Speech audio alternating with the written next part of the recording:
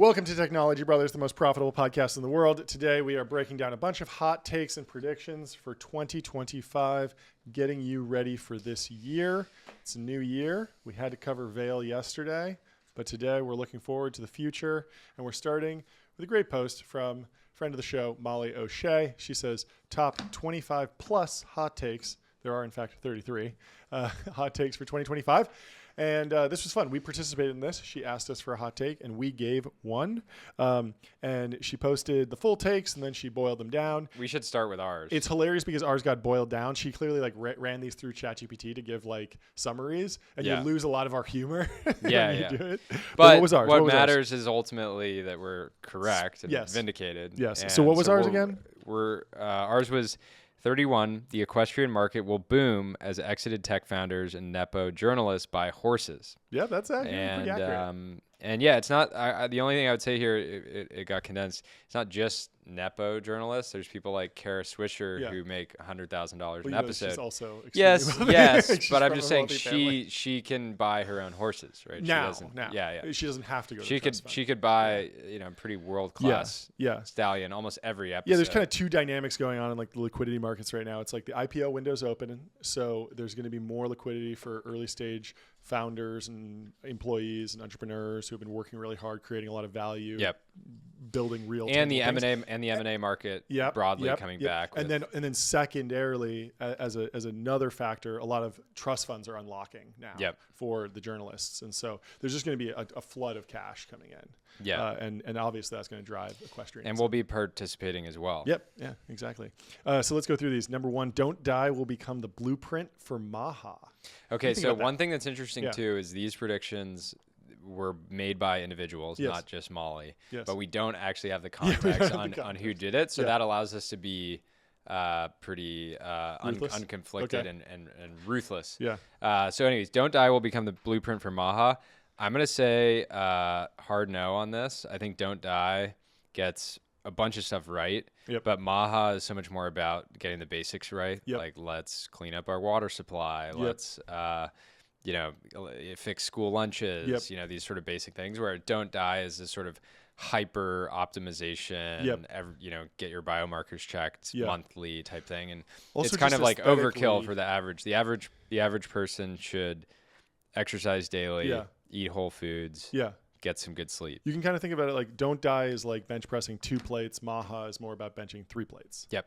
And it even goes further with Brian Johnson's a vegetarian, doesn't eat meat. Maha obviously consuming a ton of meat, red meat almost every day, multiple steaks per day. And so there is a decent amount of alignment there. They're both directionally in the same direction, but do you know that stat, by the way? It's like 10% of guys consume 80% of the meat in the United States. Of course. And we know that our listeners are firmly in the 10%. Yeah, I've been on this for weeks, tweeting about how if you get a wedding invitation and they ask for chicken or fish, you should be able to say double meat. Double steak. You should be able to say double steak. Yeah, I want double steak. That was for a period of my life. I would live on 2. Yeah. I would go into Chipotle, get 2 bowls, double rice, double beans, double meat every time, and then that was at least one meal for the day. Yeah, fantastic. Yeah, every bro has that story. It's great. I think Sweet Green could really win over, our listeners at least by all the salad stuff and just by making the regular meat amount the double for kava or whatever. Yeah. So if you go into Sweet Green and you get double meat, you're actually getting quadruple. Yeah. There needs to be an arms race in the meat category of all these fast casual slop bowl places. Just all the AI firms are benchmarking. Oh, who's doing best on MMLU? Yeah. I want to know, which fast casual restaurant is the most protein per dollar? Yeah. I'm pushing it extreme. I want the base case to be 100 grams. I'm trying to do pound per 1 gram per pound of body weight. Honestly, but why stop there? Why not go to 3 pounds per? You know how you were joking? Oh yeah, 3 grams per pound 1.5 grams of protein per pound of body weight. Yeah. For me, that's 400 grams of protein a day. And I was like, damn, to do that, I would need to drink a gallon of milk a day. Go mad, right? You should. You know how much protein is in a gallon of milk? I actually don't. 120 grams. Solid. You have to drink like 3 gallons of milk. Be great. We got to rip through these because we got a lot of predictions. So AI will gain rights, religions, and even sue humans. For and this is what I though. That's a little soon. I don't know. Yeah, rights take a while. But I said this yesterday. I think that AGI will be achieved when AI agents are striking and forming labor unions. There's been a little bit of that where Park people City have been style. like it's like they behave lazily on certain days, and people think it's because it's been baked into the LLM memory that like Friday is like a chill day. Yeah, and so it acts like an employee on Friday. And you have to say like work like it's a Monday. Like it's a Monday, yeah. There will be a Twitter files for government. That's interesting. I think Torenberg said that.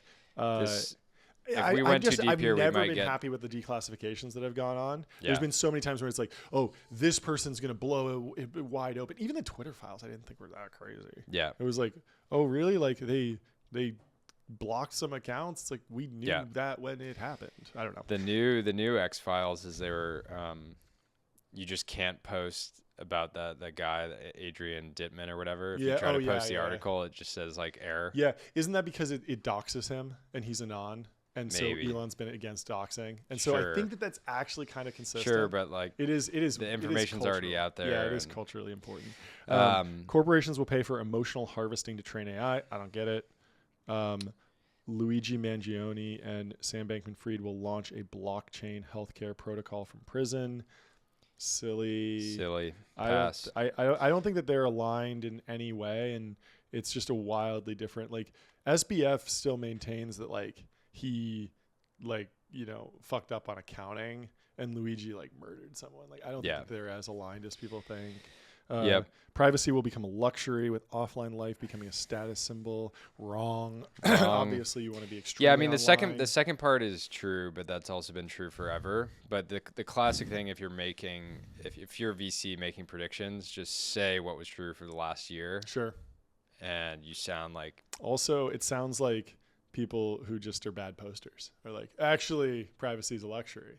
Yeah, I don't want just 1,000 likes on my banger. I prefer having a locked account with carried no interest. Our friend, he had a banger about wearing a nice jacket, got over 1,000 likes, and then he deleted it for some reason. Did? He made some posts about, I never wanted to have an account that was like, it's like you can't handle the heat. Hey, stay out of the kitchen. Your menswear account. Sit down. Stop posting about buying out companies and buying rare mines and building. Start posting about acquiring rare jackets. Exactly. There's a huge market for the conservative menswear guy, because the current menswear guy Derek is like, he only targets Republicans, and he's just clearly very left wing. He's like more of a political project than like actually. It's a political project. LARPing is. But no one's done it on the other side. Just been like, here's Bill Clinton, and it doesn't match. I feel like people make fun of like Fetterman or whatever for wearing his basketball shorts. A little bit, but there's no one who's like, that's their shtick. Yeah. Right.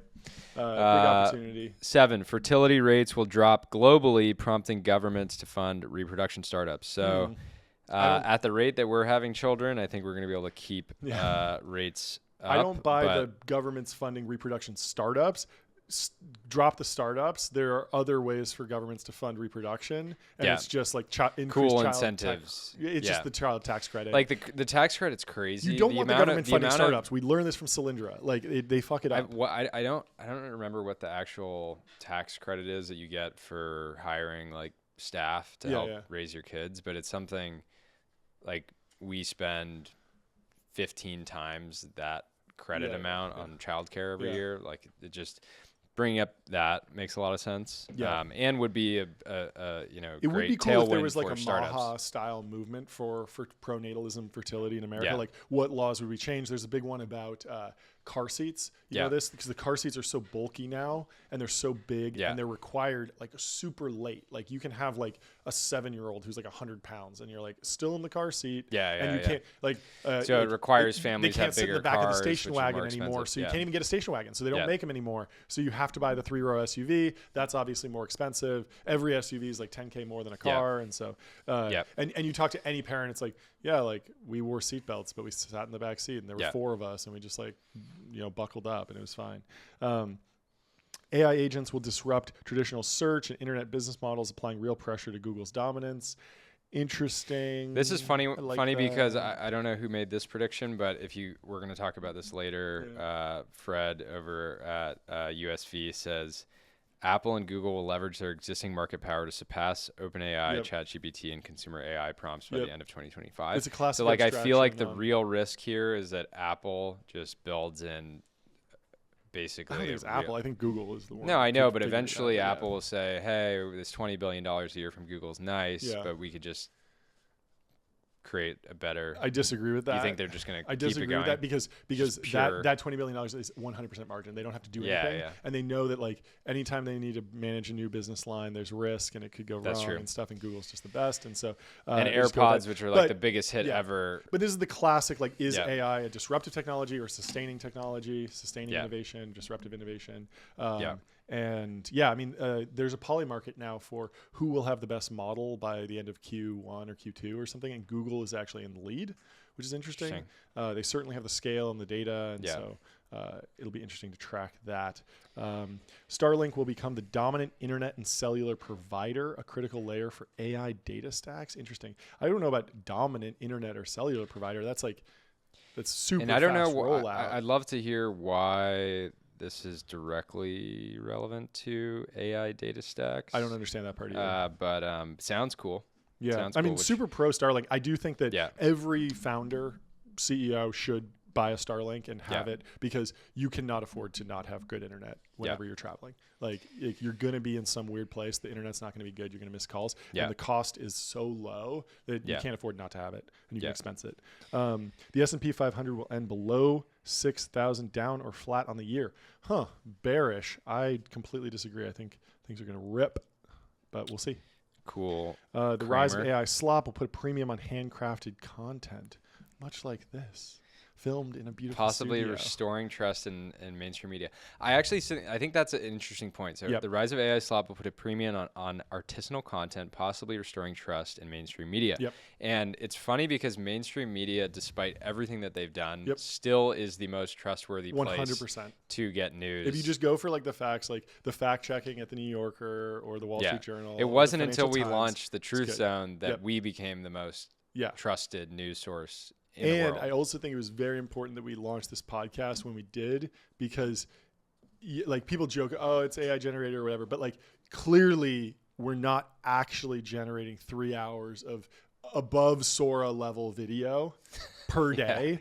Just the cost, even if Sora was good enough, which it's not, it would destroy our profitability. It would be so expensive and it'd be impossible. And so like anyone who knows the technology knows that this podcast is real. And so this is the last moment where we can prove that this is real, and then we can carry that forward forever.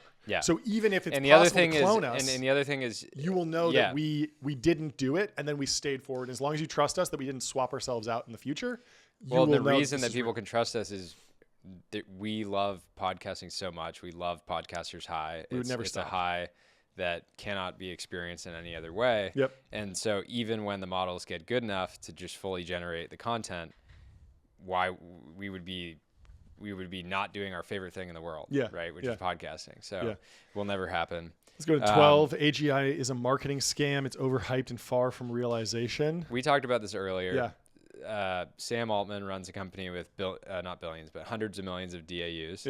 And so he's basically has credit now every once a month to come out and say, in some new dramatic way, AGI is right like, we basically figured it out, so we know how to do it now. So I think it's cool. I mean, it all goes back to the definition. Like when I used ChatGPT for the first time, I was like, this is AGI. Like it's artificial for sure.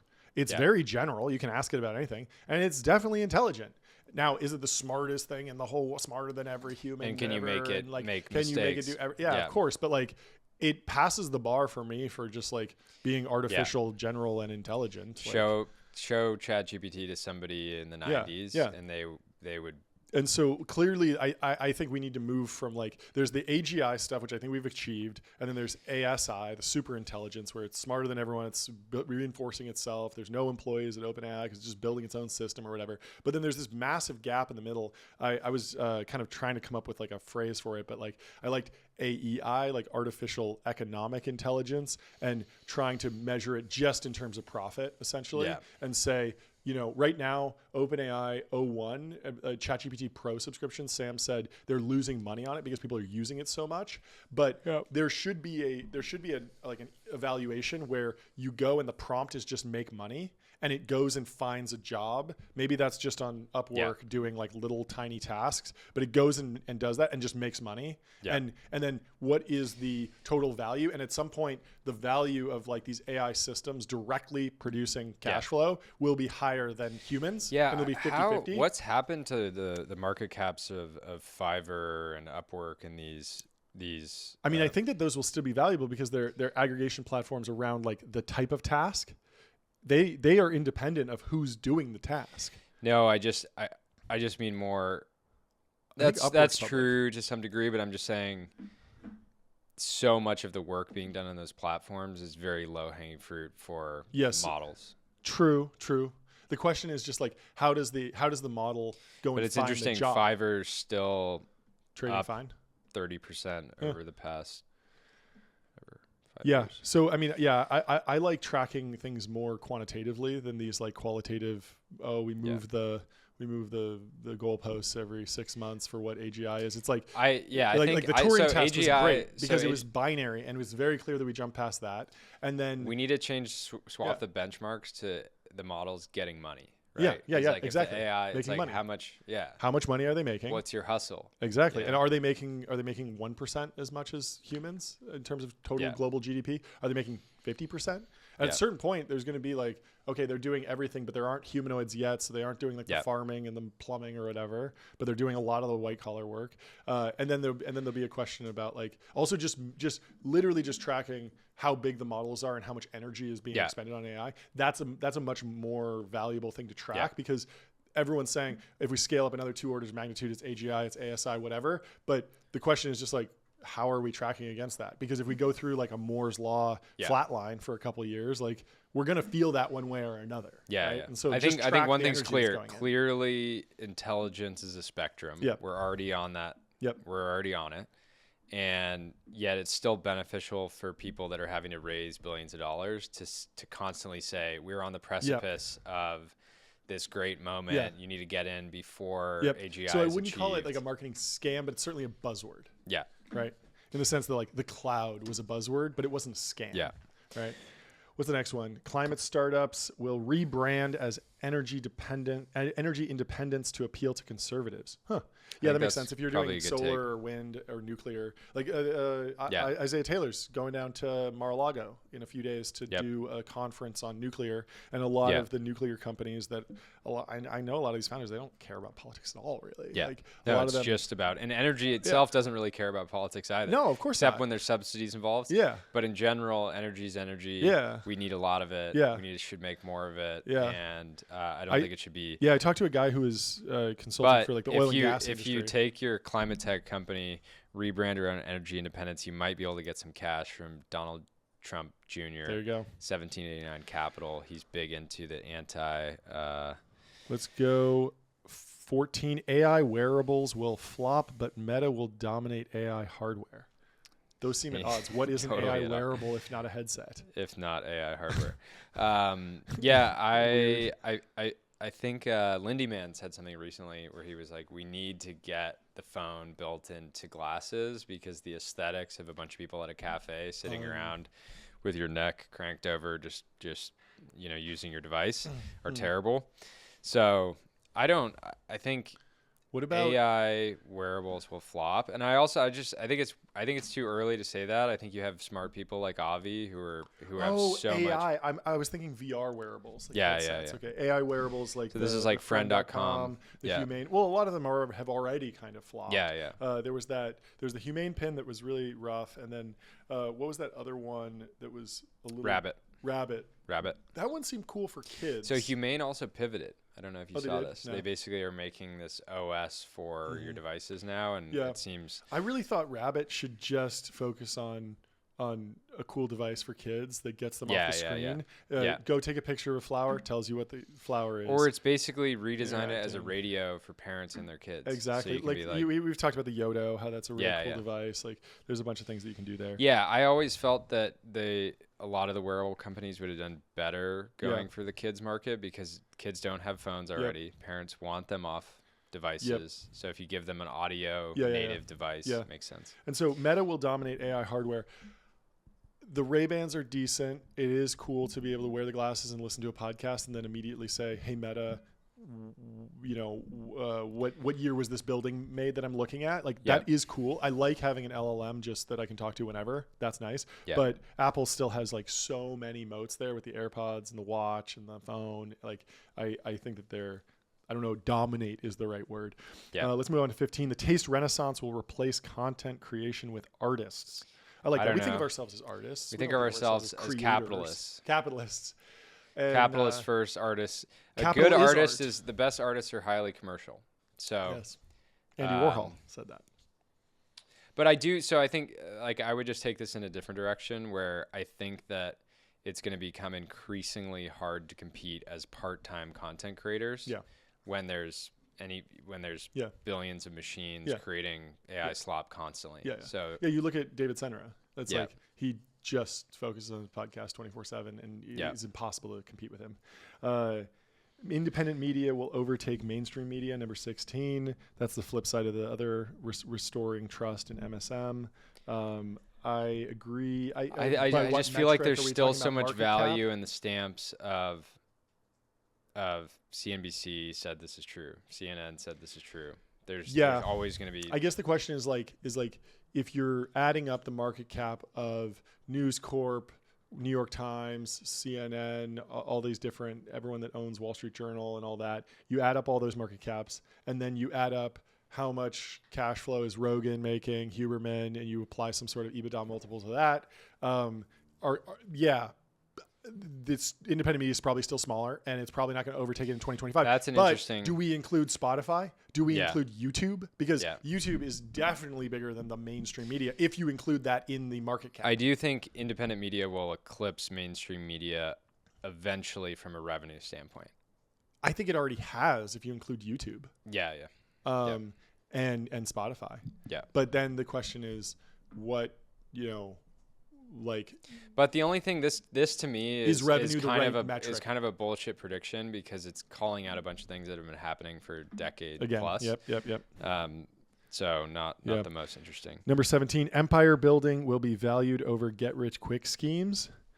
A little bit of a shift in the trend there. A big question about the Zoomers. But I feel like it's always been cool to build empires. Get rich quick schemes have always been appealing. It's also very cool to get rich quick. Isn't that what you did? I did get rich quick. And you would describe your business as a scheme in some ways. Every business is a scheme. I think so. It's a conspiracy theory. Every business is a conspiracy. It's just a small group of people trying to get money together. Now the AIs are trying to figure out how to get money. Exactly. But humans have an edge there for now. For the next year, humans have an edge on getting money. I mean, if you could become a millionaire before 40, I think you got rich pretty quick. So you just don't want to get rich slowly. That's not the way to do it. Do not. 18, AI-related litigation and fraud will accelerate.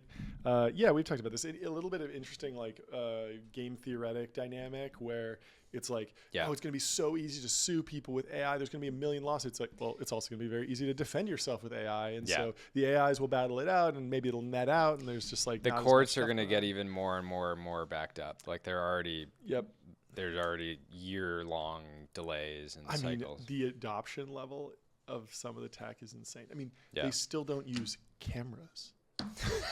They use a person that draws the bull case for AI in the legal industry is it's so good at text. And the legal industry is just completely dependent on documents and text. And so that adoption could be faster. It's been 100 years since we invented the camera, and they're still doing courtroom sketch artists. And then they also have stenographers that write everything down instead of just recording it and transcribing it. It's crazy.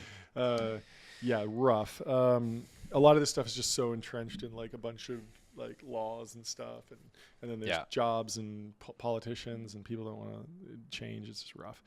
Number 19, state governments will increase sales tax audits to address deficits. What a wonky prediction. Just like I wish we knew who did this. I mean, it's probably true just because that's true in general with governments are trying to, constantly squeeze.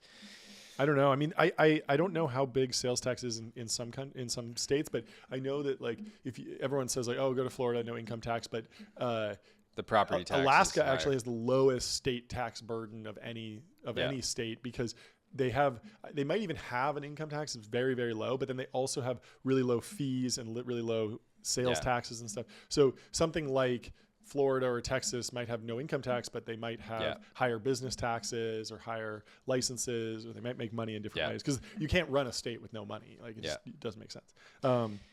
Number 20, tech consolidation will accelerate with bundling cycles dominating. I mean, I don't know. I feel like how much more consolidated could you get? The unbundle, like it's. You can't say that tech is just bundling or tech is just unbundling because it's such a ridiculously massive industry at this point. It's arguably not even one standalone industry. It's hundreds of industries combined. So I don't know. I think that we're going to get into this later, but Gokul Rajaram talks about how really there's going to be this battle between new agentic B2B software and traditional SaaS and these sort of like dashboard model. Yeah. And how much of a dance can they do? Like even Salesforce is changing their business model to like performance outcomes instead of seat licensing. Yeah. And so if a company as big and old as Salesforce is leading that charge and like, hey, it's okay to change your business model. I could see a lot of like the mid-tier SaaS companies that are charging seats say, hey, we should do this switch. Like if Salesforce could do it, we could definitely figure it out. 21. NVIDIA will peak. I don't like this. I don't like when people are bearish. I mean, get a real hobby. Look at the breakdown by Dylan Patel in semi-analysis of AMD. Yeah. I mean, it was like a fucking nuclear bomb going off on that company. It was so rough. Just like their culture's broken. They can't do anything. George Hotz has been talking about this for a long time. Like you literally cannot train a model on their chips because it's so buggy and their software so bad. And it's like on a performance base, AMD is in some ways better than NVIDIA just on like cost per flop. But like you just cannot actually run the training. And so it's like, who's their competition? Who's going to do it? And there's a couple startups that are doing custom chips and stuff and there's TPUs, but like everyone just needs NVIDIA. So they're just going to keep buying it for a long time. And I don't know. My shoe shine boy has not told me to buy NVIDIA yet. So that's the top signal usually, or the taxi driver. What's that phrase from the Great Depression? It was like, I think it was shoe shine boy or something. It was like when your butler's giving you the stock tip, then you know it's top. Sell like everything. The IPO market will see 12 plus high quality debuts. Let's go. We'd love to see the window open. Yep. Brain health will be prioritized with the creation of Aura for the brain. Yeah, there are some pretty cool people working on brain stuff. Obviously, Neuralink's like the big one, but that's more for paraplegics. What's that dreaming? The dreaming, there's lucid a dreaming one, and then the former Neuralink guy has left and started a new company, and then also Fred Ursum started one with Jeremy Barinholtz, who was at Neuralink, and I think that's non-invasive, and just seeing what's possible with Neuralink opens up so many new like opportunities. I mean, imagine a device that gave you podcasters high throughout the entire day. Yeah, everybody would put it on. And you could just sit in a tank of fluid and live in the Matrix. It'd be great. AI innovation will shift from scaling compute to algorithmic advancements. Yep, that makes sense. That's kind of happening. We're seeing that with like the 01, 03 models. Like there's clearly so much lagging. Yeah, but at the same time, Microsoft is saying we're going to spend $80 billion on new data centers. Yes, but it's unclear if that's inference or training. I don't think that they specified that.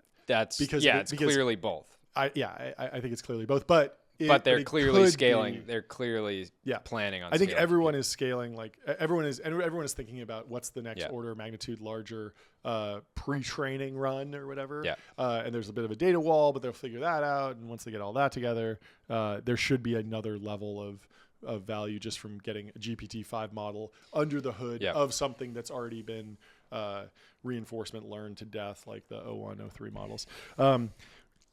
25, real world AI will impact Fortune 500 companies showing up in their financial performance. That's kind of vague. I mean, it's certainly.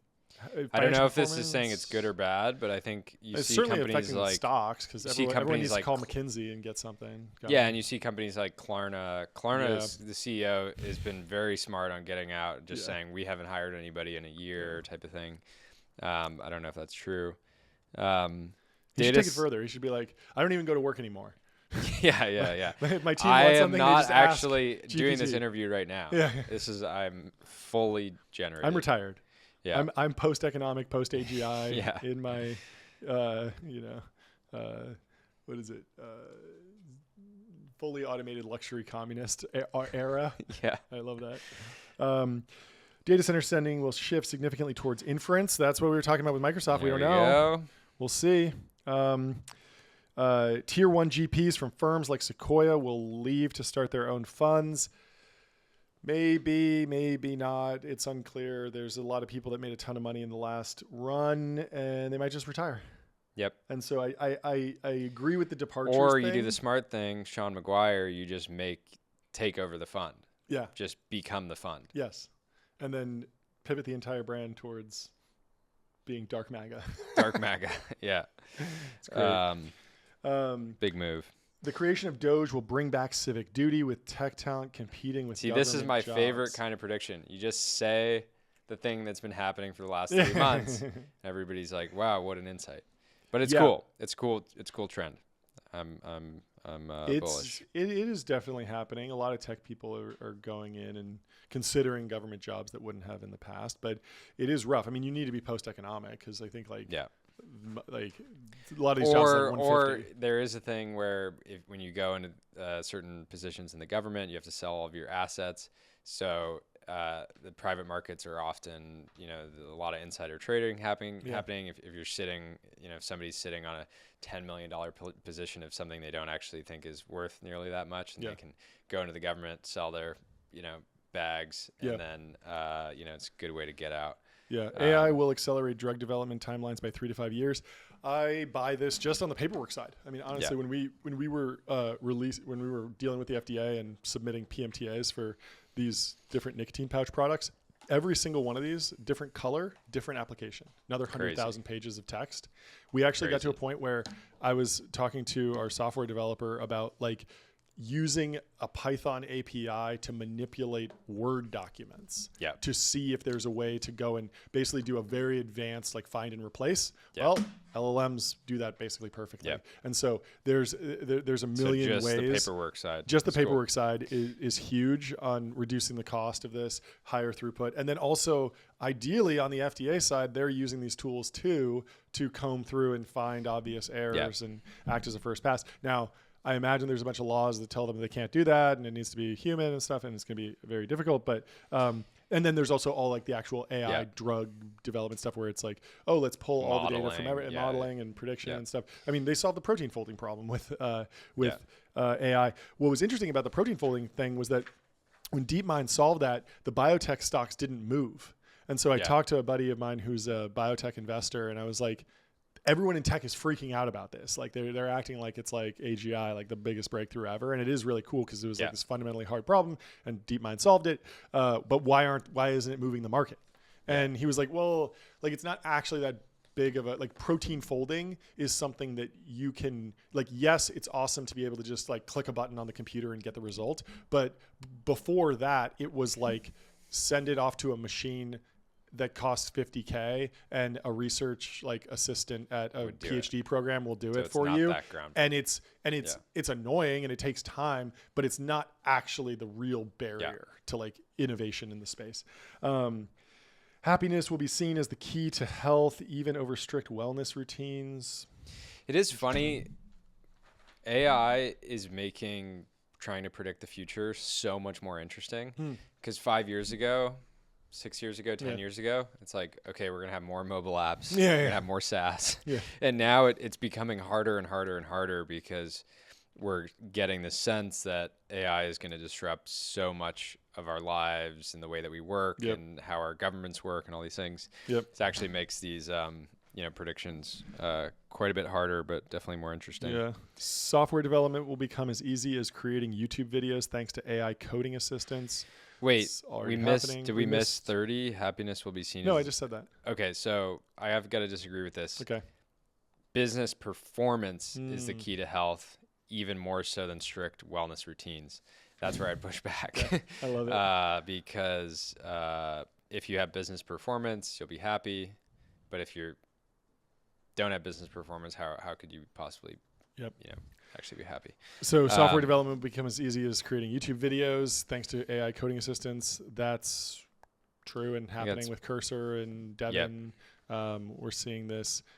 Even like the software developers, like people in the community are just building tools now for us that previously would be like a 10K contract on Upwork or something. So cool. And they're just doing it in like an hour from their free time for fun. And it's great. Like we have these ideas and like they can just be instantiated so quickly. It's amazing. And I do think it will be very cool. Or this guy, Trevor from Broad.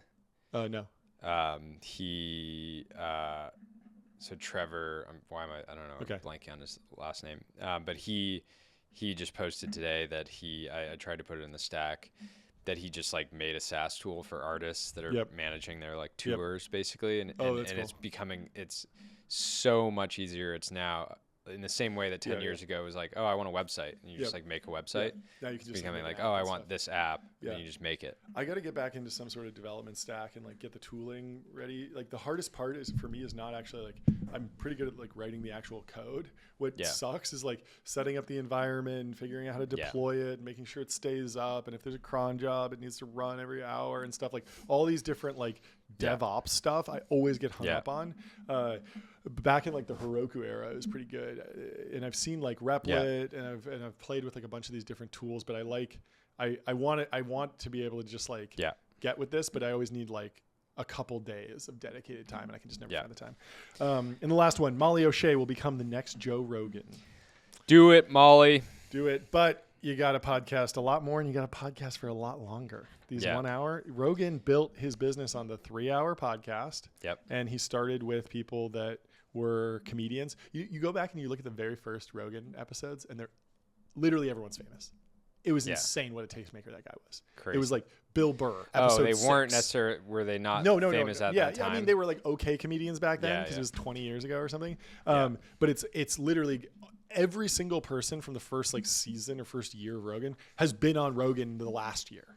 Because he picked everyone correctly. And that's what you should ask when you're doing an interview show is, do I really think that the person Rogan, I'm doing this interview with, I will have them on in 20 years because I'm that confident that they'll be successful? Joe Rogan should have been a hedge fund manager, venture capitalist. Okay, great. Let's move on to Ramin Seth.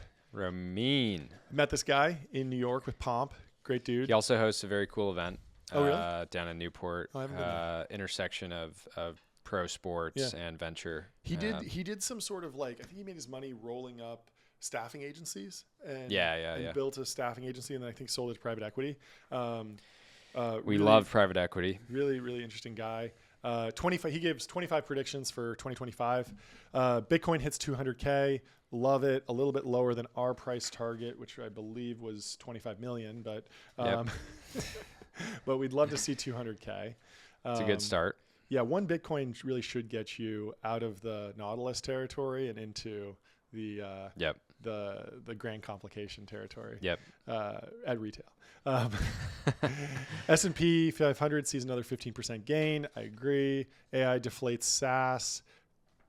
We're still like iffy on that because maybe the SaaS companies pivot, but like in general, and the SaaS companies have one thing that upstarts don't, which is distribution. Big customer bases. A lot of them can introduce new products, so we'll see. Ozempic GLP-1s will cross 100 billion in annual sales. I don't know what the annual sales are right now, but that sounds right.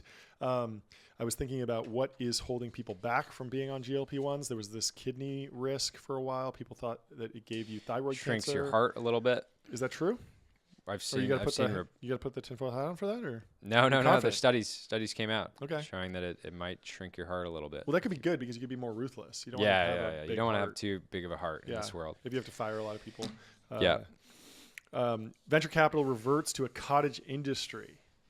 Interesting. It's interesting. Not going to happen in 2025 with the fund sizes we're seeing. I feel like we probably agree on this if we were to have a longer conversation. I think it's clear that if you want to be an independent GP, you got to be really fucking good. Yeah. But it's also never been more commercialized. It's also like a definition issue because, well, like if I think about venture capital in the sense of like a person with $50 million fund who's going to write $51 million seed checks, lead them and really be the first money in at these very early stage companies. That feels like venture capital. That feels like a cottage industry. You can go and raise a $50 billion fund and say, I'm only talking to companies that have a market cap that's higher than 10 billion. And I'm just going to do SpaceX secondary, Stripe secondary, Anduril secondary. Yeah. And that can also be venture capital. Yeah. When it's like clearly a different thing, you're like, you're just like, I mean, we saw in the .com. It's private market investing. Yeah, it's private market investing. And during the .com boom, like these companies were like overvalued, and it was like they IPO'd at $500 million. It's like that's a Series A now. Yeah. Valuation dispersion widens. Okay. Seems reasonable. I mean, there's still a washout from the post-ZERP era. 7, U.S. IPO market reopens. M&A accelerates. We talked about this. A new top-tier college is born. How would that happen? Would that just be like an escalation of That'd be like a new UT, University of Austin. You think he's like he's talking about like a brand new one, or just like it all of a sudden born to me. Because it's possible it's like all of a sudden like Cal has a couple of good years and it's like Cal's in the Ivies now. Yeah. I mean, Stanford certainly did that, where Stanford's like, you know, above Brown clearly. Yeah. And it's like MIT, Harvard, Yale, Stanford, basically. And a lot of the Ivies have kind of fallen off. An AI teacher teaches millions of students at zero cost. I don't know how like concentrated the AI teaching will be. Because, I mean, yes, you could say like ChatGPT will teach a million people for sure. That's already happening. But then you could also say that there's going to be like someone that uses AI to create a YouTube channel that's like introduction to economics, and that gets 1 million views. But then there's going to be someone else that does it for physics and someone else that does it for chemistry. And it's like, is that all one AI? There's going to be a constant question about like what constitutes a single instance of an AI. Yeah. But I do agree AI, it will be incredible. I mean, it's teaching me so much. It's a great teacher. Looking stuff up. India has a blockbuster startup IPO. Don't care. Outcome-based software pricing models, just because it's international. Outcome-based software pricing models go mainstream. We talked about this with the Salesforce. With Salesforce, independent media overtakes legacy media. This is the exact same phrasing as the other one. We're doing it here. We're doing it here, folks. Private credit bubble pops. We will LBO Bloomberg. Private credit bubble pops. Hopefully not. I don't know that much about private credit, honestly. Hopefully not. I'd hate to see bubbles pop. Yeah, Mag 7 continues to outperform the rest of the market. True.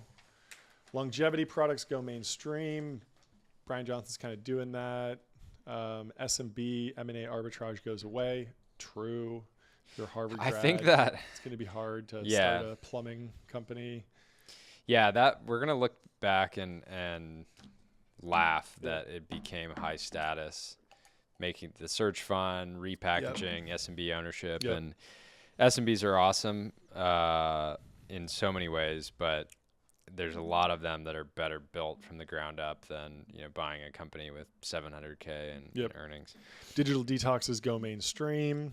Hopefully not in this podcast. That'd be devastating to the show if we did a digital detox. I mean, hopefully the iPad thing, the iPad Kid thing, goes more mainstream. I definitely, there's a very firm divide among moms and parents from what I'm seeing between the iPad, the Pro iPad, and because when anti-iPad moms see a kid glued to an iPad, they literally look at it like the kid is just smoking heaters. Yeah. Like that is the reaction of the mom. They're just like, I cannot believe that this kid is just glued to the slot machine, basically, just going. Anyways. Inflation moderates to sub 2.5%. I think that's right. Waymo becomes the clear market leader for self-driving. Probably already It depends on how you define market leader for self-driving. There's a lot of Teslas on the road. Total value of Teslas with but are Teslas really self-driving? Every video level 3 versus level 4 or whatever. It's like all these levels and stuff. I don't know. I mean, with Cruise out of the game, who else is even trying in full self-driving? Greg. Who? Holtz. George Hotz. Sorry. George Hotz is an aftermarket kid. He is firmly in the level 2 camp. He thinks Tesla will still win. They will be the iPhone. He will be the Android. Yeah. And he thinks Waymo will go away because of the cost structure and the design and stuff like that. But I don't know. I'm a little bit more bullish than him on Waymo. It seems to be working really well. And when I was in one, it was a great experience. It wasn't slow. Yeah. And it seems good. Patience reemerges as a virtue. That's funny. Hubris decreases, humility increases. I don't know about hubris. Like, I've been thinking about getting into it, and because I just think I'm built different, and maybe it doesn't work for other people, but maybe for me. I think it wears nicely on you. Yeah, I think I could pull it off. It's when you do it, it's just awesome. Yeah. When other people not so much, but other podcasters. Other people struggled with it, but I think I could pull it off. Yeah, and hubris is just one of those things you gotta indulge in it and see if it's right for you. Right? Yeah, it's exactly. Like not everybody looks. I mean, I was going to say not everybody looks good in a suit. Not true. Everybody looks better in a suit, but you get what I'm getting at. Let's go to 22. Logic and reason return to all walks of life, business, and politics. That's hilarious. That's a good. It feels like the opposite of what's happening. It feels like crazier than ever. I'm full on. No, but in some ways, like the Zuck announcement today. True. Saying, hey, free speech is important. Yep. It's also content moderation is also important. We're going to try to thread the needle here better. That just seems like logic and reason. Yep. Our standards increase. Standards have been going up dramatically. The innovation train continues to roll. Love it. Anyways, good list. Let's go to Fred Wilson with his What Will Happen in 2025. He's been doing these for a while. We should honestly go back. Yeah, we should. And look at some of the deep dive for sure. Yeah. I've done a lot of these January 1st look forward posts in the 20 years I've been blogging, used many different approaches. Here are some of his predictions. Apple and Google will leverage their existing market power to surpass OpenAI ChatGPT in consumer AI prompts by the end of 2025. What's interesting is, so they arguably, Google already has, because I'm now getting so much AI summaries. Yeah. And I don't know about Apple because, have you tried the new Apple Intelligence?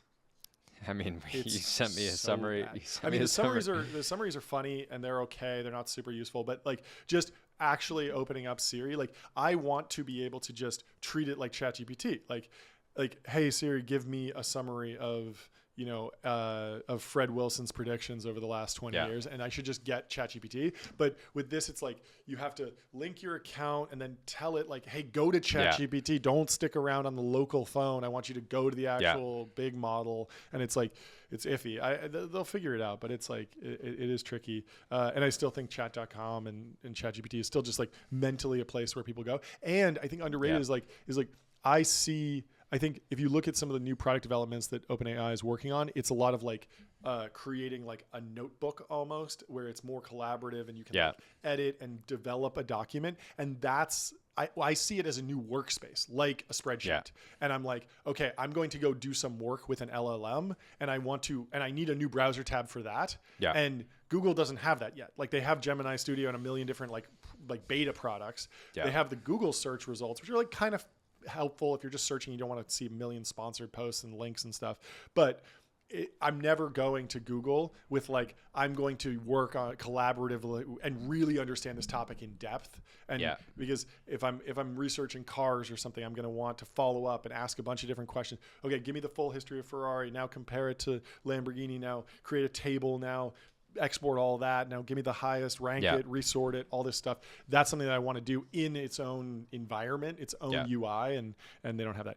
Waymo will surpass Uber in rides taken in San Francisco and Los Angeles by the end of 2025. Certainly seems like that's happening in San Francisco, and I can see it happening in LA. I don't know about LA, just based on they would have to drop 10 times more. I mean, depends on what. Yeah, a lot more cars. I bet you could figure out how many they're planning Are we to talking deliver. city or county, Fred? You got to be more precise because there's wildly different geographic areas between Los Angeles City and Los Angeles County. But if they're just in downtown, absolutely. No problem. Direct bank-to-bank payments will surpass credit card interchange payments in a few categories in the U.S. in 2025. I have no idea how they're tracking right now. It could have been either one of those could be 10x the other, and I wouldn't know. But cool. The real prediction is, will the technology brothers use stablecoins to purchase a GT3 RS by the end of 2025? We'll definitely be using that Bitcoin leverage one. Lava, where we can pull the debt out of the Bitcoin. I want a GT3 RS secured by my Bitcoin for sure. A decentralized clinical trial attracts millions of participants and produces a favorable outcome, and Trump's FDA not only approves the drug, but celebrates the approach. Seems like an aggressive timeline. Short timeline, but seems somewhat reasonable. But what's weird is that it's like, how do you do a decentralized clinical trial that also requires testing a drug? Because let's say I'm a drug developer and I'm like, okay, what's a very basic thing that okay, everyone's having trouble sleeping, so I'm going to make melatonin 2.0, right? And I formulate it in my kitchen. And I'm like, I got something that I think is good, but we don't know if it's safe or effective. And so we're going to do decentralized trial. You're listening to the podcast, go to melatonin2.0.com to test it out, and we'll send it to you. Okay, you're immediately violating FDA rules, so they need to change those.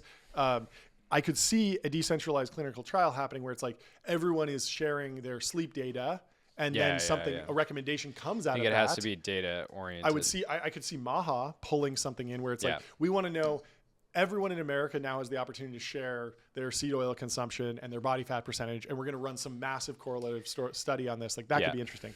But just alone, drug development, I just think a year is too short. A housekeeper robot named Judy is launched by Dyson, and it becomes a massive success, selling millions of units.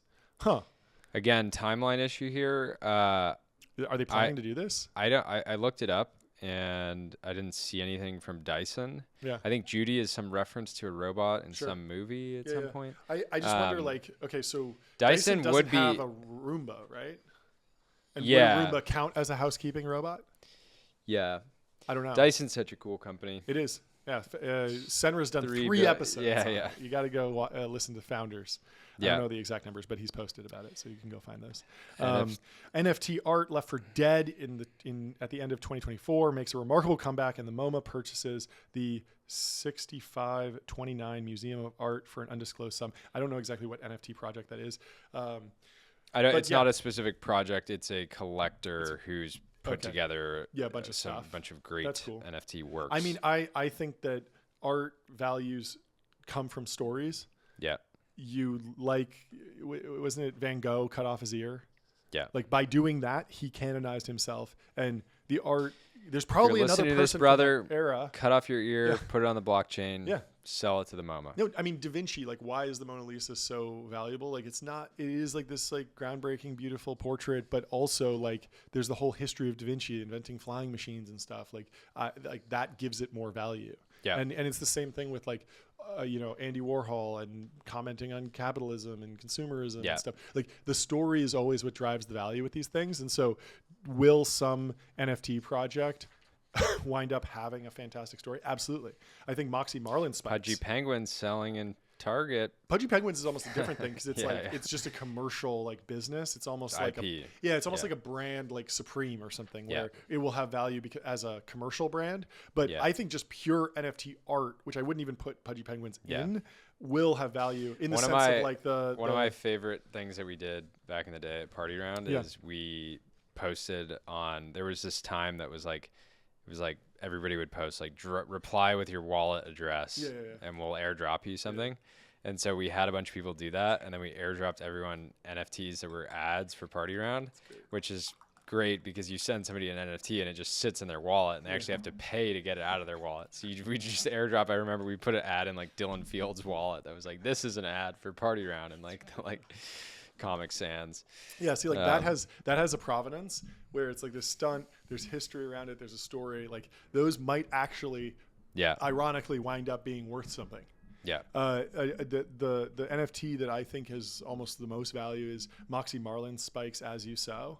So he was very bearish on NFTs, and what he did was he said, everyone's saying these are decentralized, but he created an NFT that when it's viewed on OpenSea, it shows you one thing. When it's viewed in a Ethereum wallet, it shows you a different thing. Phantom wallet shows you a different one. And one of them was just like it rendered a poop emoji. The other one, it rendered some joke. And that's funny. And he wrote this real blog post, like taking down and like really analyzing what was wrong with NFTs and where people were getting over their skis.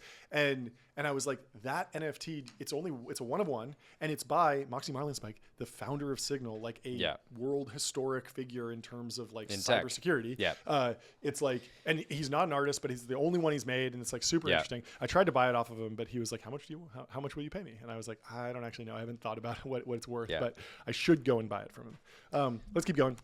An AI doctor with the personality of Mr. Rogers will treat millions of patients at zero cost in 2025. So this is basically just ChatGPT, and you just prompt it to talk like Mr. Rogers, and then boom. I actually do wonder. I wonder how many queries on ChatGPT are already like medical diagnoses type things. Probably a lot. I just wonder. Like, this makes it sound like it's someone fine-tuning it, and when you go there, you always get Mr. Rogers. And I don't know if that's the winning world. What's up? You can Breaking see the news? Fire from... Whoa. There's a fire going on in Malibu? The Palisades. In the Palisades right now. Yeah. Ooh. And this is rough. my brother-in-law sending a picture from Century City. Okay. So you can see the flames just ripping. Not good. Crazy. All right, back to the podcast. Bitcoin mining operation will pair with a wind farm in Newfoundland and grid-scale battery storage to power an AI data center, showcasing a new model for sustainable infrastructure. There's a lot of buzzwords. This is already happening. This is Crusoe. This is Crusoe Cloud. Like, they were a Bitcoin mining operation. They had peaker plants on natural gas extraction, but they also use wind and all sorts of stuff. They use grid-scale battery storage, and they power AI data centers now. So, yeah, bullish on Crusoe, I guess. Arizona's ESA program attracts over 25% of K-12 students in the state, leading to a number of local school closures. I don't know enough about the ESA program to comment on this. Is that a I assume it's something like that. Yeah. But always bullish on new models of education. 10, an AI produces an animated feature film that is nominated for an Oscar. Not going to happen in 2025, but probably soon. I wouldn't be surprised if there's an Oscar-nominated film that uses an AI-generated image or sequence. I don't know about the whole film, and certainly not one-shot prompt. If Hollywood is not creating their own like proprietary tools to generate content, so they're fucked. It is the best example of AI being used in Hollywood right now. There's a few. One was in the Marvel Endgame Avengers movie with Thanos. They have to animate his mouth and his skin, and when they did he not chew enough mastic gum or something? Yeah, when they put the dots on his face, and then they do the facial capture to get the motion, but it's not high resolution enough, and they use an AI model to upscale the motion capture data essentially. And then I saw another version where a film that was produced in maybe Polish or German was translated into English, and they used AI to replace the mouth movements. Interesting. But they also use CGI. So a lot of this AI stuff is going deeper into the CGI pipelines. And so right now, whenever you see those behind the scenes and it's like some soldier fighting on a green screen, it's like, that's not always just one click the button and the green screen goes away. A lot of times it's like, well, there's wires and stuff. So they still send it out usually to abroad, and they have a bunch of people literally drawing around the edges of every single frame, and they just have hundreds of people doing it. It's called rotoscoping. And then there might be an AI tool that also is integrated in there. And so, a lot of it's like, what's the definition? I disagree with the idea that there'll be a one-shot AI, like make me a movie. Oscar, no way. But if there's someone who has a great vision and they need a couple frames of like B-roll and stuff, and they fill in the story. 100%. Yeah, I think in 2025, the Oscars one are shot, so the one shot videos so are still going to be slop. They're going to fight back against this, and they're not going to give it just because of the statement it makes. Yeah, yeah. An air taxi service launches in New York City, offering an alternative to the L train commute. Ooh, I would love that. Are we talking helicopters or are we talking flying cars? What about the VTOL? Blade's already VTOL, you know, there's Archer, the figure founders, last company will someday None do a of those are commercial at flight. scale in terms of manufacturing yet, and I don't think many of them are FAA approved. But the thing, so I think way. What I like about what Fred does with these is he's just putting out what he wants to happen. Yep. And he doesn't really care if it happens now or in 10 years. Like he just wants it to happen. No. These are just like, it's almost like a request for startups. Yeah, it's great. TikTok turns all video into meme coins that can be traded on decentralized exchanges all over the world.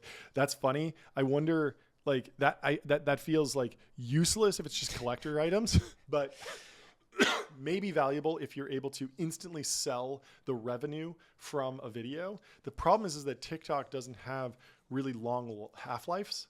Like you get 1 million views and then you're done, and maybe the creator payout that week is it's kind of interesting to think, okay, I'm watching this video at sub 10,000 views. Yep. Can I buy a piece of it and maybe it trades but some more? of my videos get millions of views every month forever. Like I put one out that's on the history of Donald Trump. It has 3 million views now. That video alone probably generates over $1,000 a month. Yeah. And so I could, in theory, sell that off and then share that. Whoever buys it gets that revenue stream. Yeah. And there are services that do that. It was called... There was something that was really hot in the YouTube space, and a bunch of YouTubers like sold their back catalogs and then like bought houses. It was pretty sick. Yeah, it wasn't. I do think that Spotter. Didn't Mr. Beast do that to help fund some of these bigger videos, which is great. And there's a long history of this with like the Beatles selling the back catalog, Michael Jackson. Yeah, big artists have been doing this forever. And there were a lot of people that made a ton of money doing that because they bought hedge funds. They bought the right asset, and it went really big. And then there's obviously like the famous Taylor Swift argument about how she sold it, and then had buyer's or seller's remorse. Very interesting. And number 13, the USV librarian goes rogue, gets access to USV's crypto wallet, and starts making seed investments, one of which turns into a fund returner. He's just manifesting at this point. Love it. He's like, So I guess the librarian is like an AI that they trained on something else. Should we go to Nikhil Basu Trivedi, who writes the next big thing in 2025 Nikhil's got a very dialed format. Yeah, these are great because he runs a blog, but for his predictions, he asks a ton of people to give their predictions. Then he just aggregates them, and he gets some really top people. I mean, general partner at Benchmark, Dara 3.5, Dara from Delphi, partner at Altimeter. Oh, he's in here. That's great. Jess Lee at Sequoia, lots of good people. So we should just kind of skip through these, pick like maybe the best one from each category. Let's go with AI agents, and I want to hear what Claude has to say. That's funny. He asked Claude 3.5 Sonnet, and Claude says the next big thing in 2025 will be the widespread adoption of AI agents that can autonomously handle complex multi-step tasks, from scheduling your entire vacation to managing your small business operations while being fully aligned with individual users' preferences and values. This shift will mark the beginning of truly personalized AI assistance that goes far beyond today's basic chatbots and virtual assistants. I mean, it's certainly happening in niche categories right now with like dedicated startups that do things from end to end. And I would love to see more of this because we have plenty of multi-step tasks that can be prompted. I mean, we saw Dwarkesh talking about just doing the transcripts from his like messy podcast transcripts with lots of ums and uhs, and he has a master prompt, but it's really just one-shotting it. It's one prompt. It's much better if he could just have an AI agent sitting there and says, hey, as soon as this RSS feed gets updated, step 1, download the MP3. Step 2, send it over to Whisper, get it transcribed. Step 3, run the transcript. Step 4, upload the better transcript. Like, do that for me too. Don't just give me the text. I want it live, and I want it just sitting there. We have there was a fan of the show who wrote in and said, I'll do your title ideas and send in some chapters. We get a lot of people asking for chapters on YouTube, and that's a great thing that AI should do. Eventually, YouTube will do it automatically. They have some automatic chapters functionality, but we'd love more fine-tuned control over it. So an AI agent would be fantastic there. AI interfaces. Let's go to Altimeter. Jameen Ball says, I'm on the second page here. And on AI interfaces, Jameen Ball says the next big thing in 2025 will be a Cambrian explosion of voice AI applications, latency on inference, latency on networking, and more advanced turn detection, background noise detection will lead to truly human-like experiences with software. This is just to make it relevant to some stuff we talked about before. This is the bull case for Friend, is that if the underlying technology gets dramatically better, and then you have this device that's with you 24/7, it could turn into the craziest relationship you've ever had. Right. It's also interesting, like what are you looking for in a relationship? Like if it's capable of being like a friend, then it's also capable of just being like an assistant and just bouncing ideas off you. Secretary. Nothing will ever replace a world-class secretary. Let's talk through Eric Newcomer. He on AI applications, he says the next big thing in 2025 will be in the world of artificial intelligence, where it's going to be cool to be a GPT wrapper again. Consumers and businesses both need help figuring out how best to use already very powerful language models. So we're going to see a bunch of applications crop up that help people get the most out of these models. Startups will build sales motions, integrations, customer know-how, etc., and won't need some huge technological moat to justify their existence.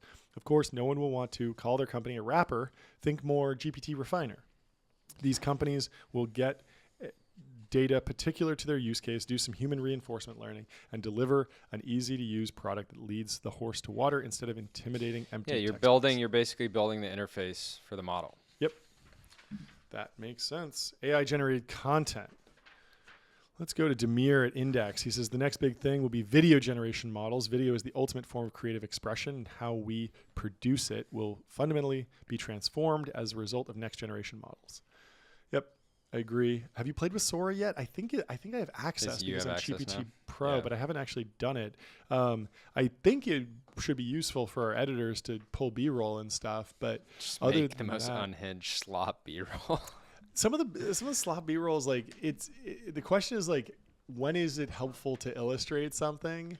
And usually I feel like you want a very specific shot, but it can be helpful. I'm ready for somebody to make the somebody just needs to fully lean in. I don't endorse this, but it'd be funny. The ayahuasca visualization engine with Sora, where it just takes you through the giga slop mental journey of an ayahuasca. Yeah. Let's just keep moving. Scott Belsky, always sharp. He says the next big thing in 2025 will be top AI talent shifting from working in companies pioneering the latest and greatest AI to taking leadership roles in the industry that benefit most from AI. I won't go in further, but that's interesting. It's basically, right now the top AI talent is working at AI companies, but then eventually it's like, hey, could you have a bigger impact if you went and worked at a company like Flexport, right? And became a leader at the intersection of AI and logistics, right?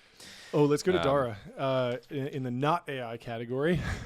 The next big thing in 2025 will be a counter movement to AI content overload, bringing focus back to human curation and authenticity. Infinite AI-generated content is still in its wow and novelty phase, but anytime there's an abundance of an asset, the pendulum swings to the other side, where people appreciate the scarce assets that come with quality, which in information's case is trust. As trust becomes scarce, influence will concentrate among select curators and experts that who can use AI to scale their validated perspectives while maintaining credibility. These curators will have unprecedented reach and impact, as they'll be able to maintain personal connections at scale through AI-enhanced interactions while preserving the authenticity that made people trust them in the first place. Interesting. Yeah. Dara, always sharp. Nicole Wishoff. You got to know what questions to ask. Yeah. Nicole Wishoff says the next big thing in 2025 will not be AI as the main character. Bets have been made, and there are many hot takes on commoditization in models. The physical infrastructure will be the really important conversation. Energy, data centers, and the Trump admin coming in. more thoughts will go into how we power AI and not the outcomes of AI, which has dominated all of 2024. That's a good Interesting. take. Here. Let's go to Gary Tan. The next big thing in 2025 will be startups of 10 people getting to 10 million ARR in less than 18 months with less than 5 million raised. This is why, it's hard to imagine any company better positioned than YC. Yeah. It's probably one of the greatest business models of all time. It's fantastic. Product. So I like this one from Michael at Lightspeed. At Lightspeed. He says the next big thing in 2025 will be the return of the product-oriented founder. The magic of AI technology that led to instant PMF for so many companies is starting to wane. What's needed now is exceptional products that solve real problems and the teams that can natively build them. So, I think I've seen that. I think we've seen that in the last 6 months or so, where founders that had been building something and maybe exited, like Jordan Singer, are now getting back in the game, starting from scratch, thinking in a very AI native way. There's another one here on GLP-1s. The next big thing will be a second win for GLP-1 drugs. This is from Nan Lee at Dimension. Already a blockbuster product in obesity and in diabetes, headed toward $50 billion of annual sales. Remember the other prediction we saw? There was 100. Size gone. It's like 2x. This class of medicines will be further bolstered by new research findings. First off, there seems to be no limit to what diseases GLP-1 biology is linked to. As a label expansion, studies continue to create strong signal in everything from sleep apnea, now FDA approved, to chronic heart failure. Funny, I saw that. So there's a week ago at the Aman. It's a very nice hotel. I saw this individual who I spoke to at one point, very large, and I just kept thinking, like, seemingly like uncomfortably large, and I was thinking, like, why? Like, there's still, it seems like being overweight will become somewhat of a choice, but some people are still going to just choose to not. Of course, because you want to physically intimidate your opponents. Yeah, be a size lord. Exactly. Maybe that's a good prediction. Wilmanitis puts the weight back on. Arthur Rock got a mention in here. The next big thing in 2025 will be hemp-based THC. The U.S. market for Delta-8 THC and other hemp-derived cannabinoids has increased by a whopping 1,200% in just 3 years, going from 200 million to 2.8 billion. I think marijuana should be so much. Banned. Anyways. Delian, I like Arthur, co-founder at Varda and partner at Founders Fund, says the next big thing in 2025 will be regular landings on the moon of equipment to prepare for people shortly thereafter. Love that. I love that. I mean, we should send some full podcast studio up there just to get ready. The first podcast studio on the moon. It's great. Let's see what else we got. IPOs. Gokul Rajaram at Marathon says the next big thing will be tech and IPO markets booming. Agree. Big tech earnings. Chad Beyer says the next big thing will be mainstream adoption of agents in large enterprise, leading to increased earnings and quarterly beats, resulting in continued stock all-time highs. We love quarterly beats among hyperscalers. I love it. Should we close with our own predictions? We asked 24 billionaires for their 2025 tech predictions, and here they are. Mark Andreessen gets hair transplants. Artificial intelligence will get better. That's the best prediction possible. Artificial intelligence, because it seems like you just can't miss on that. Exactly. And if predictions are all about, it's not about saying cool things. It's about being right. Exactly. Speaking of being right, Bitcoin hits 25 million per coin. I think we got that one in the bag. Yep. Keith Raboy becomes a mass monster and gets his IFBB Pro card. Big. Most of the major cities will be replaced with vast pleasure domes used exclusively by the Excelsiites, who are the neo-upper class, while the displaced hordes of lower-class depth grovelers will live underground in tiered cities, endlessly toiling away for nuggets of neoplasmid. Do you know what that's from? Okay, you gotta look it up one day. You got venture capitalist formally becomes a slur in the Oxford English Dictionary. I love that. Databricks IPO prices above $147 a share. You got to have kind of pull the number out of the hat on that one. Yeah, but 50% premium to last price, I think. Yeah. Underperformance of European VCs results in mass famine and chaos on the continent. Most EU countries backslide into feudalism. Love it. I think that's as long as it remains a great vacation destination for hardworking Americans. Yes. Yeah, it's like our Disneyland. Elizabeth Holmes has a stunning comeback. I think that's in the bag. Venture-backed defense tech companies collectively rack up over 100,000 confirmed kills. Well on our way. Mark Zuckerberg gets really into lawn care. I think the bro arc of Zuckerberg is like we're still lawn in the care. early He innings. got into grilling. He got into watches, cars, minivans, surfing, minivans. Steak. He got big into steak. Yeah, I think he's going to go precision rifle series, PRS, long range, long distance, custom rifle builds. That's definitely happening. He needs to buy an F1 team. That would be a good. Why does Meta not have like Meta racing? Like that would just be fantastic. Meta has the best. Meta has the best advertising network of all time. He should buy the NFL, the NBA, the WWE, the UFC, and F1. All of it, not just a team, the whole thing. Yeah. At least 2 GPs at Tier 1 funds will go to jail. I think we know what we're talking about there. Virtual reality will have a major moment. That's exciting. That's exciting. After years of financial mismanagement, the All In podcast will declare bankruptcy and be acquired by private equity. That one is sad. That hurts. We hate to see a good podcast go down, but the numbers are what they lost. The numbers are what they lost. They lost their top dog. They lost their star. Their absolute dog. And the revenue's just been too low. Yeah. That's the problem. They're not going to be the most profitable podcast with relying on events for revenue. Yeah. A major investigative journalist will write an expose on humiliation rituals at venture capital firms. We've heard a lot about those. Ramp will continue to offer a seamless corporate card experience to the best private and public companies on earth. Big game hunting replaces skiing as the go-to VC offsite activity. We posted this before all the chaos at Vail. You're not hearing a lot of chaos on the Serengeti. There aren't a lot of lift lines to go hunt a tiger or a lion. So it seems like an obvious trade. Big game hunting. We're going to do a brothers big game hunting trip at some point. For sure. Another VC will be fired for not being able to hold his liquor. I think we know who we're talking about there. Yep. But there is the blackout to fund manager pipeline, that does which happen. Still exists. Yep. The new Tesla Roadster will finally ship, and it will have a naturally aspirated V12 and a gated manual. Let's go. I'm excited for that. I'm seriously considering putting a reservation down on the new Roadster. I think it's going to be awesome. It's a good buy. I think this is the year he's going to deliver it.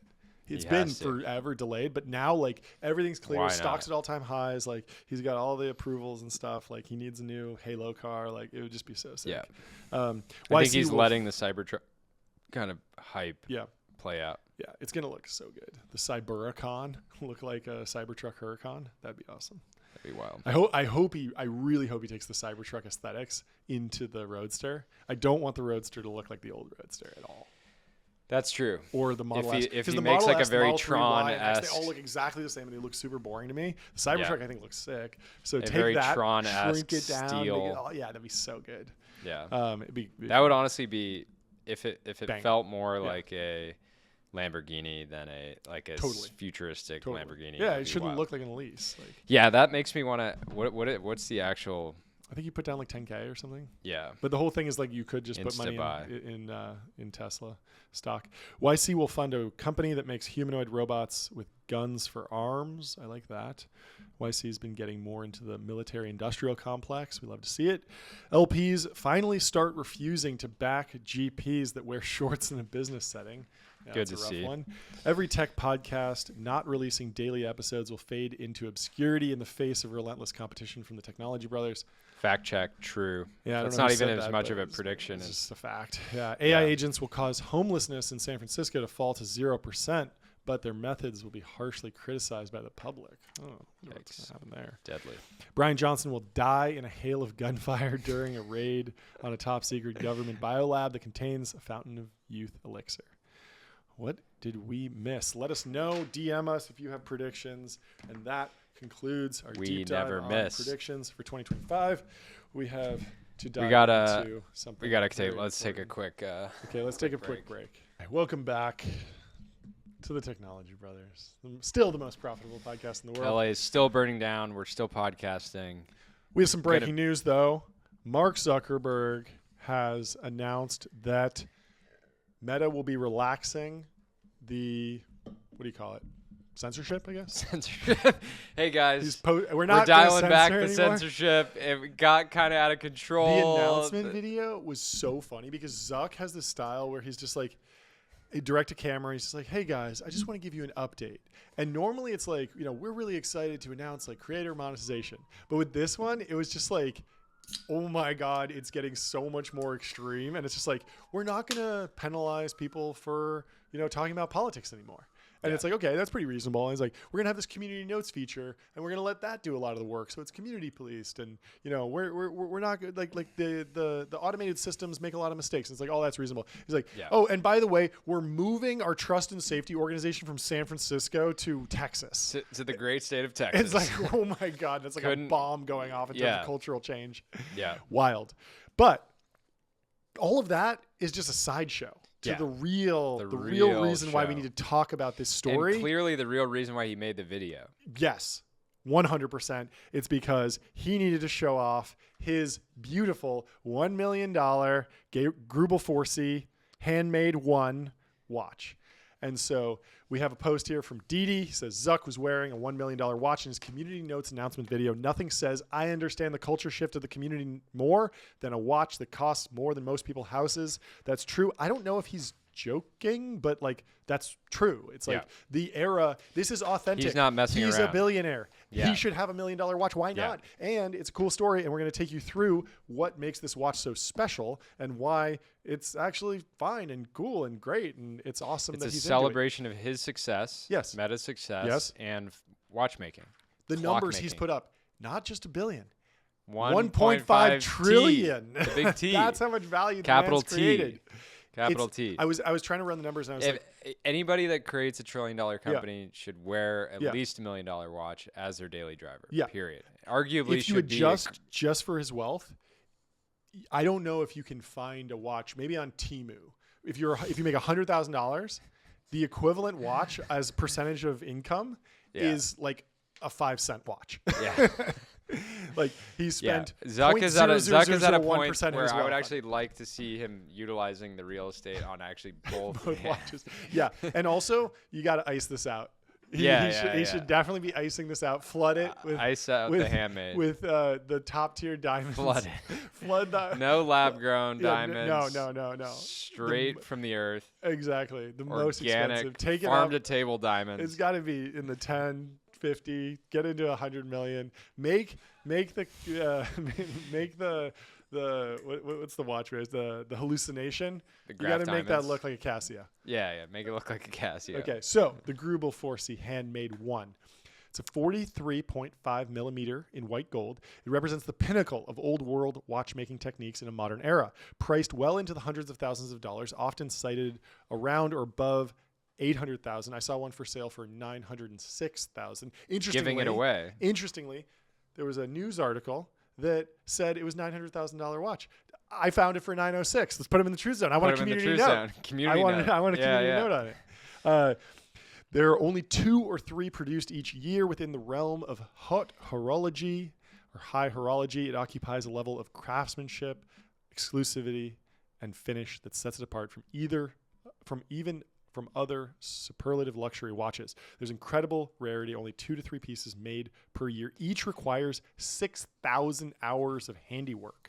It's crazy too, because now every product manager in the Valley is going to be trying to get this watch. Yes. And the question will become, are they going to increase their allocations? Because, there's going to be people banging down the door saying, please make this watch. I work at Uber. I'm a product manager. I make a couple $100,000 a month. I want, a nice piece that I can wear to work. So have you seen the other Grubel 4Cs? They're incredible. The non handmade. So no. They I think they're all handmade. Well, they're all handmade, but handmade one is this specific model. Look at this one, dude. It has a it has a physical model of the world. It's like three-dimensional. You got to look this up. We'll put a picture up on the video. But it has a picture of the world that rotates to show you like what time it is across the world. That's wild. That's so amazing. Incredible. It's incredible. But the traditional method, over 95% of the parts are fabricated using centuries-old, fully manual techniques, making it distinct from even most hand-finished pieces. Yep. Time-intensive components. The escapement lever alone can take 1.5 months to create. Yep. 3 years of full-time work go into producing each watch. An incredible investment in time. So these are very rare, fewer than 3 pieces per year. One of the rarest series-produced watches in the world, typically quoted around $800K, 95% handmade, aside from the sapphire crystals, pivot jewels, gaskets, strap spring, bars, and the mainspring. Every single part is executed by hand. And have you ever seen any of these videos breaking down like how these individual independent watchmakers work? It's like they actually have every single tool. Like they need to like file down. Oh, we need a gear. Yeah. Let's make it from scratch. It's crazy. The escapement lever. That's like with us podcasting, we need a new microphone. Let's make it from scratch. We really should get some like extremely rare handmade. Yeah. There are some actually one of my friends from high school, his dad, that was their business. They made handmade microphones for recording artists. Yeah. And when you listen to like, like the Rolling Stones used this microphone. Yeah. And it's just like actually like the top tier. That was like his high school job, was like helping assemble stuff. Very cool. It has a tourbillon and train wheels that take 600 times longer to produce. I actually think in the era of just AI slot products, these like ultra handmade, like it will become cool again for somebody to say, I'm going to hand make wine bottles. Yes. Right. And this is why you can't write this off as just like, oh, it's just rich guy shit, because Zuck is a technologist and watchmaking is in some way a pinnacle of technology. Like we didn't have the ability to make this. It's just mechanical. It's not computer science. Yeah. But there's something that's, when you look at a really fine handmade watch, you're realizing like an expertise in craftsmanship that you want to bring to, even the ad platform software. Like that's the same concept. The dial and finishing, the minute track and seconds subdial are executed in true fired enamel, requiring multiple firings at 800 degrees Celsius. The silver bridges, known as malicourt in French, they feature a frosted finish achieved by repetitive dabbing with a stiff wire brush. The copper content gives these bridges their soft golden hue. Mirror polishing, every bridge and wheel includes expertly polished bevels. Many feature sharp inward angles, which are extremely challenging to master. Each screw goes through 12 different manual steps and can require around 8 hours to produce. Finishes vary between black polish and fired blue steel, all color matched meticulously. Incredible. A 1-minute tourbillon made of 69 parts. The tourbillon, got to get a tourbillon watch for sure. Yeah. It's so sick. Originally, I believe the tourbillon was designed to offset the, I think it was in pocket watches, maybe wristwatches too, but if your watch is sitting there at an angle, there's gravity on it in one direction. Yeah. And so that would throw off the timekeeping. And so the tourbillon was spinning to offset that a little bit. Now there's other ways to build a watch that keeps time more accurately, even in the mechanical realm. But the tourbillon is still just like a fascinating thing to look at. And with this watch, the tourbillon is actually exposed, so you can look at it from the face, from the dial. Incredible. Yeah, you got to have screws that take at least 8 hours to produce in your watch. Else, what are you doing? The large balance is free sprung and adjusted in 6 positions, beating at 3 hertz. The hairspring is shaped by hand to include an overcoil, minimizing positional error. Has a 60-hour manual wind, which is quite robust given the large tourbillon assembly. Golden chattons, traditional pocket watch style chattons, hold each pivot jewel an homage to 19th century techniques while also aiding in serviceability. And the base plate on the reverse side features a gratte-main or hand-scraped finish. No 2 plates are identical. There's a ratchet wheel, a year plate, and name plate. Oh, yeah, that's a really fun thing. So on there. It says the year that it was made on the face of the watch. And so one in rose gold, one in white gold, showcasing multi-metal accents. Each watch was also inscribed with a year and number, denoting its place among the 2 or 3 made that year. So you can instantly look at your watch and know exactly. It's kind of like with those like the super rare sports cars limited allocation. They will say, okay, this is number. Inscribe on the engine. Well, yeah. I mean, even for like like a somewhat limited run, like a Murcielago or something, people will look at the VIN and they'll track all the VINs. Are you familiar with like VinWiki? Have you seen this? Yeah. So people track down all the VINs and then they'll know, okay, there's 2,000 of these cars made. And then a lot of times people will track down the VINs and realize that there's actually a lot less of them than people thought because they crashed or they were sent overseas or something. Yeah. And that can drive the value up. But something like this, you look at the number right on the watch to remind you of how exclusive it is. I love it. And the thing for me is he clearly was very particular about choosing this watch for this announcement. Yep. You don't throw this on by chance. You don't wake up in the morning and say, oh, I'm gonna, you're really, it's a very intentional decision. But with Zuck, it's thinking about all the watches that he brushed over and chose not to put on this morning. And I want to know about those. Could have worn the Cubitus. Completely different statement. Cubitus would have been quite the statement. Would have been quite the statement. Would have angered really a lot of people. A lot of people wanted to see him throw on an FP Journe, which he has, and it's beautiful. But VC Braggs, was talking about this. Wanted him to throw on the FP Journe, but the FP Journe it's still an independent watchmaker. Francois Paul Journe's obviously a fantastic watchmaker, but it's a little bit more well known. Yeah. Than something like this. And this should just be a wake-up call for tech executives broadly. I agree. That you need to be taking clocks more seriously. Yes. Take time more seriously. Yeah, this is the thing about a watch. People say even Elon in many ways talking about unregretted user seconds. Yep. He's really making a statement around clocks and watches and time. Yeah. And a watch doesn't tell you the time of day. It tells you the time in your life. And so for him, what is this moment? Where is he in his life? He's at a point in his life. He just signed Dana White, where he can wear something like this, and this symbolizes where he's at in his life. Yeah, and that's an incredible place. That's meaningful. Making incredible signings. It's comparable only to itself. I love it. Epitomizes the devotion to genuine handmade craftsmanship. Nearly everything is done by traditional techniques, seldom seen in modern watchmaking. Are you okay? Yeah, I think we just got an evacuation order, so probably got to hit the road. Okay. Well, it'll be a short episode. I mean, we will be on not tomorrow. Not exactly the shortest. I think we still clocked. Subscribe. Still clocked a couple hours. Follow us on X. Follow us on YouTube. Follow us on Spotify. Brothers, I'm sorry to cut the timeline out of this episode, but we'll be back tomorrow. And in my defense, there is an evacuation order at my house, and I can't in good conscience.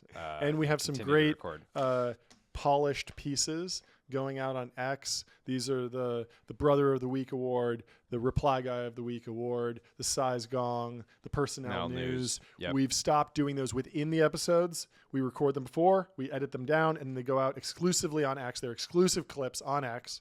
And so make sure you follow us there, turn the notifications on, and make sure you reply. There's going to be about 50 Reply Guys of the Week this year. Yep. And many of those people will go on to join the Forbes list, to start $1 trillion companies, to raise mango seed rounds, and do many great things. You got to raise a mango seed round. To win the Kentucky Derby, right?